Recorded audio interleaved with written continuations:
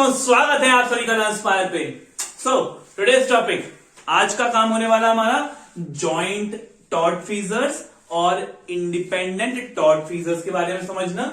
Joint and several liability क्या होती है इसको समझना और इससे रिलेटेड केस लॉस को देखना। इन दोनों चीज में डिस्टिंक्शन को देखना। याद है हम लोग चैप्टर कौन सा पढ़ रहे हैं? हम लोग पढ़ रहे हैं capacity to sue and to be sued. हम लोग यहाँ पे देखेंगे कि joint and independent tortfeasors में कब कैसे सू किसको कर सकते हैं, किसको नहीं कर सकते हैं, क्या पूरे ग्रुप को करेंगे, क्या इंडिविजुअल को किसमें करेंगे, हर चीज will figure it out in this video. So stay tuned, end तक वॉच करना, सारे डाउट्स क्लियर हो जाएंगे।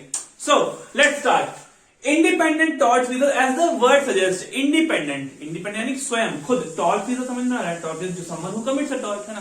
तो इंडिपेंडेंट टॉर्क फीजर्स अगर जो है तो ऐसा होता है, अगर मान लीजिए किसी कार्य को दो से ज्यादा लोगों ने मान लीजिए अपनी अपनी किसी गलती की वजह से कोई टॉर्क कमिट कर दिया।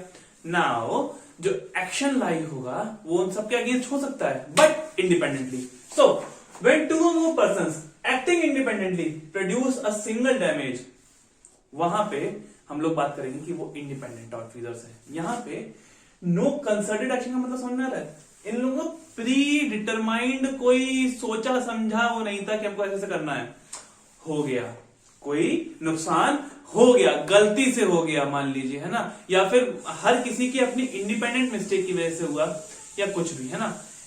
ऐसी सिचुएशन में हम लोग इन्हें इंडिपेंडेंट टॉर्क फीजर कहते हैं। लेट्स सी एक केस की बात करते हैं। एक केस में क्या हुआ कि मान लीजिए दो शिप्स थी, वो अपनी अपनी नेग्लिजेंस की वजह से जो है उनका बैलेंस बिगड़ा, वो कोलाइड हुई, और इसमें से एक जाके तीसरे वेसल से टकरा गई। अब जो तीसरे को डैमेज हुआ, वहां पे ये दोनों को अलग अलग सू कर सकता है। दोनों ही इंडिपेंडेंट टॉर्क फीजर्स हैं, दोनों ही ने नेग्लिजेंस अपने अपने स्टैंड पे करी, समझ रहे हो। सो यहाँ पे देखो, independent negligence of two ships था, कोर्स का केस था।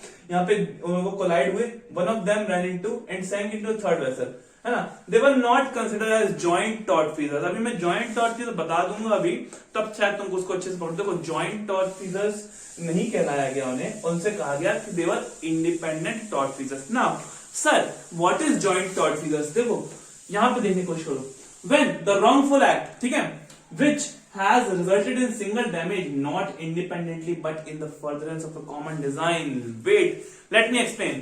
यही अगर कोई कार्य, कोई टॉर्क, अगर मान लीजिए दो से ज्यादा अधिक लोग एक साथ सोच के मान लीजिए कमिट करते हैं, ठीक है, मान लीजिए उनका प्री डिटरमाइंड इंटेंशन था किसी टॉर्क को कमिट करने का, and they have done this, so in that case the liability will be of that of joint tortfeasors. अच्छा सर, क्या अंतर क्या पड़ जाता है? पहले एक केस समझ लो।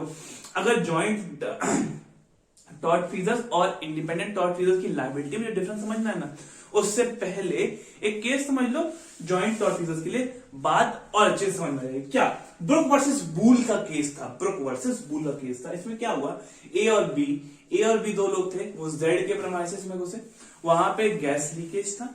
इन्होंने अपना अपना इंडिपेंडेंट लाइटर खोला और वहां पे लाइट मान लीजिए करनी चाहिए, जो भी था, है ना, naked light into gas pipe, और उनकी जो लाइट थी वो गैस पाइप में वो लग गई, ठीक है। नाउ व्हाट हैपेंड, जो ए का लाइटर था ना, ए की जो जलाई हुई बत्ती थी, उसकी वजह से आग लगी, उसकी वजह से जेड को डैमेज कॉज हुआ। Now the point is common design, A and B enter into Z premises to search for the escape of gas.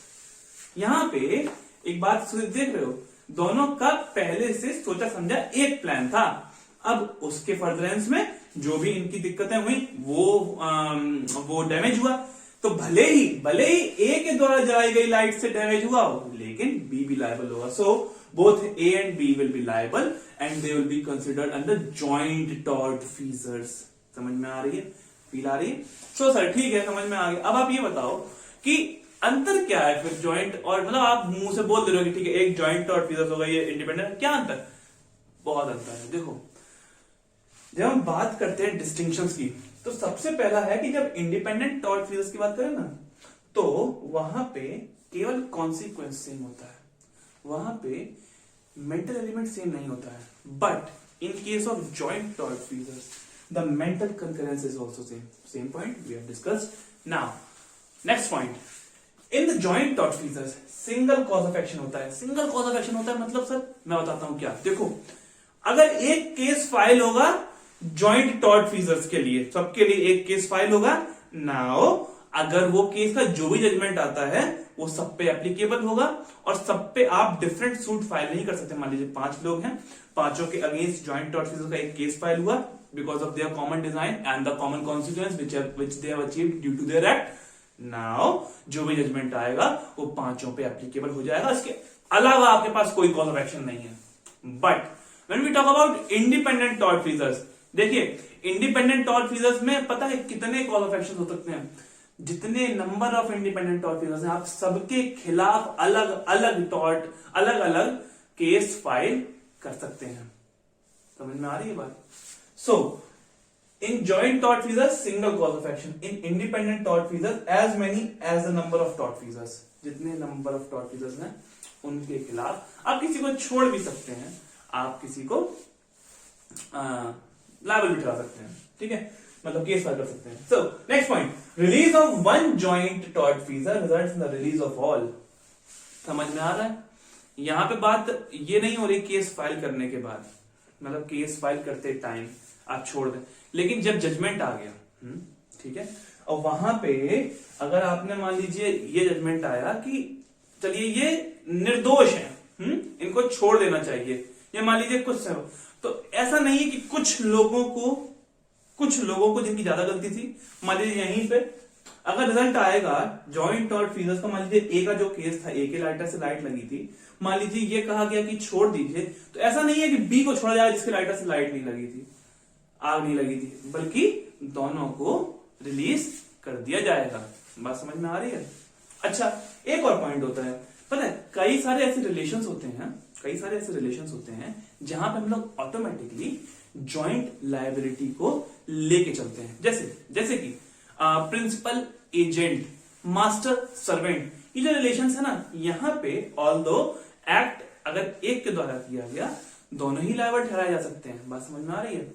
अच्छा, concept of joint and several liability ये समझने की कोशिश करो। देखो जॉइंटली एंड सेवरली लायबल ठहराने का मतलब क्या है? देखो अगर मेरे 5 लोग गुनाहगार हैं, ठीक है, तो मेरे ऊपर है कि मान लीजिए मेरे से 5 लोगों ने 50,000 रुपए मेरे मार लिए या मेरे को नुकसान करवा दिया, ठीक है।